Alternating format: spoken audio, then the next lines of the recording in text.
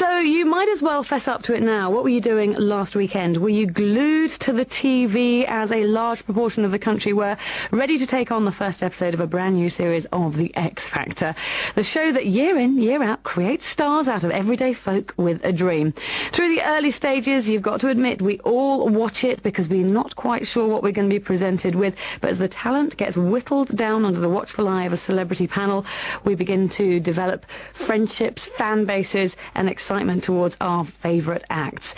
Now, 3 years ago, a London receptionist called Leona Lewis triumphed. But have you ever wondered what happened to the other people, the other acts, the other performers that got through to the live show stage? One group, the Unconventionals, went on tour with Westlife, Tom Jones and Beverly Knight, and now on the brink of releasing their debut single.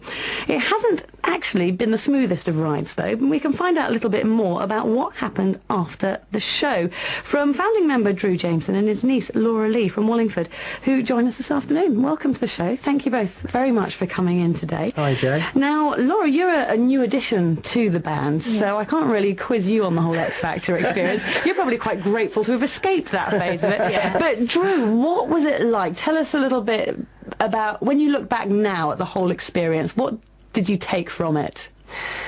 Do you know, to be honest, it's all a bit of a blur, because I think you go through each stage, and you know, the carrot is continually dangling all the time, so you're constantly looking to the next stage.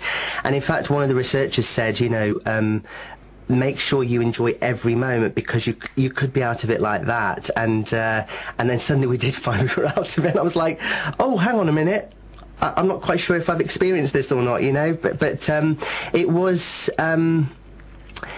very exciting, but also very, very stressful, you know, because it's a lot to take in at once. I imagine you're at this constant sort of fever pitch, and there's no let off, and you're just absolutely on that pinnacle. Absolutely, and it's kind of like, you know, particularly with boot camp, it's exhausting, because you've got the nerves and the adrenaline rushing, you know, constantly. You're there all day, and you're seeing people coming out, you know, in tears because they've not done very well, and all of this. So it kind of gets you very much in that mode, you know. And then, you know, when you get to the end of the boot camp thing, which is kind of sort of late in the evening, if you've got to that stage, you then get the overnight task dropped on you, so you're kind of, you know, in zombie land, trying to learn something for early morning the next day. It's like so psychological warfare. Oh my God, it's just, you know, so but I mean, it was an awesome experience, but it just unfortunately ended a bit soon for us, you know. Yeah, but, you know, you've picked yourselves up, you've dusted yourselves off. We certainly have, and you're moving on. Tell us a little bit of the background of the group, for people who maybe never saw the initial series or weren't familiar with your backstory.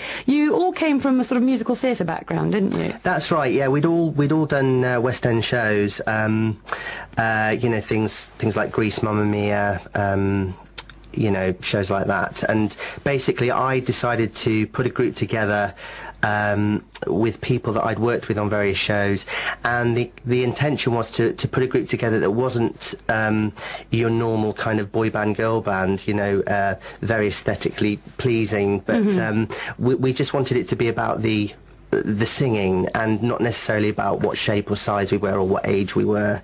And that was, you know, hence the band name as well. So very brave move, considering you'd all experienced some degree of success, for you to put yourself back under the microscope like that. Yeah. I mean, I think you know, being in musical theatre, you do constantly put yourself up in front of a panel at auditions and stuff. So that was something that wasn't, you know, too scary for us. But I don't think any of us would have gone in as a solo performer, because I think that would have been a whole different, you know, kettle of fish, and I think that could have probably jeopardised our careers as they stood.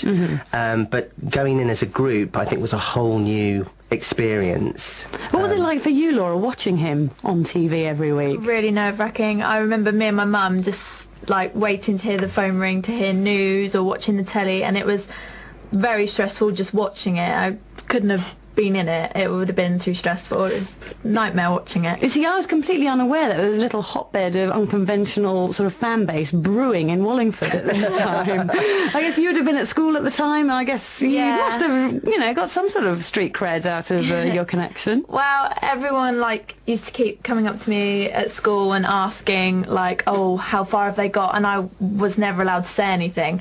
And when the X Factor came to our house to say whether they got through to the live shows, we had 40 people in our living room because the group was so big. And you actually live at Blenheim Palace.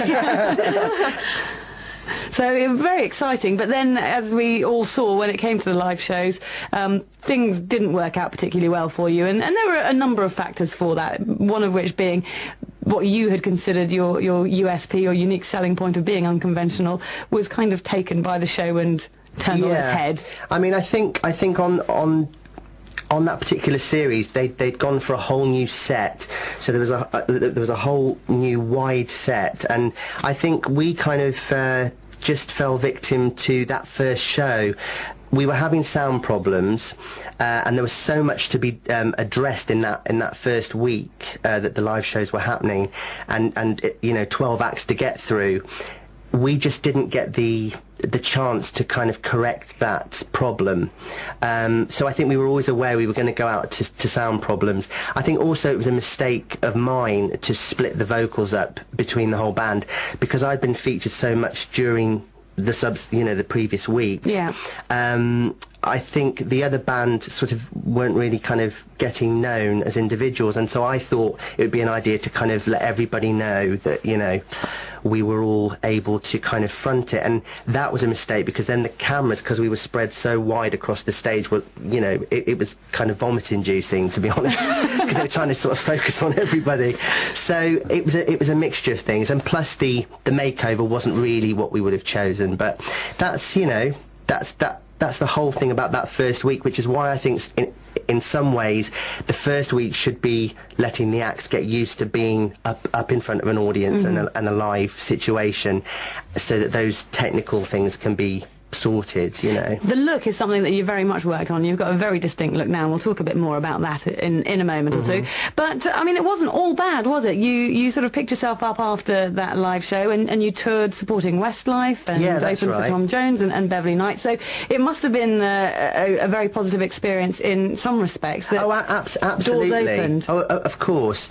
And we wouldn't be here talking to you now, Joe, if it weren't for the X Factor. So it's it has been a huge help to us. Did it whet your appetite for more? Did you suddenly think that this group that you'd put together with strong individuals suddenly had a path of its own to pursue? Well, yeah, because I think we'd had feedback from people on MySpace, and we knew that there were people out there that really liked what we did, and also who felt we didn't do particularly well on the live show, and they said it was a real shame.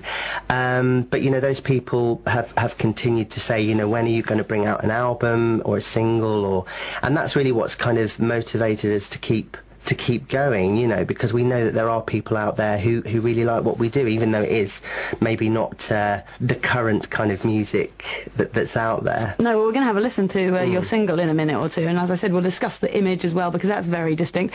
That was then. We're going to talk about now in a minute or two, Laura, about your involvement with the band, how you joined the lineup, and what happens next, and how it's an industry that I know nothing about, so I'm really interested to find out how you go about it and what happens next. Drew Jaymson and Laura Lee joining us today from the band The Unconventionals, who, as we were hearing, had their brief moment of recognition on the X Factor, but are now going on to a little bit more all on their own. We'll continue their story in just a second, but we've got the latest on the roads for you now, which we're going to get with Tom.